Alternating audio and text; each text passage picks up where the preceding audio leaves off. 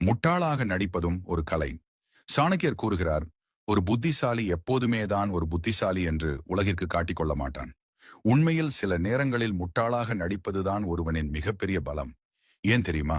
நீங்கள் அமைதியாக முட்டாளாக நடிக்கும்போது உங்கள் எதிரிகள் உங்களை ஒரு பொருட்டாகவே மதிக்க மாட்டார்கள். அந்த நேரத்தில் அவர்கள் தங்கள் பலவீனங்களையும் ரகசியங்களையும் உங்களுக்கு தெரியாமலேயே வெளிப்படுத்துவார்கள். திறமை உள்ளவன் எப்போதும் அமைதியாக இருப்பான். ஆனால் திறமை இல்லாதவன் தான் ஒரு மேதாவி என்று அதிகம் சத்தம் போடுவான். சாணக்கிய நீதிப்படி சிங்கத்தின் வேட்டை எப்போதும் சத்தமில்லாமல் தான் இருக்கும். சிங்கம் பதுங்குவது பயத்தினால் அல்ல, தனது இரையை சரியாக வீழ்த்துவதற்காக. அதேபோல் உங்கள் இலக்குகளை யாரிடமும் சொல்லாதீர்கள்.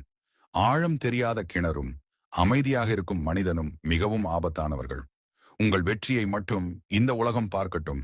உங்கள் திட்டங்கள் ரகசியமாகவே இருக்கட்டும். யார் ஒருவன் தன் நாவை கட்டுப்படுத்தி செவிகளை திறந்து வைக்கிறானோ அவனே இந்த உலகத்தை ஆள்கிறான்.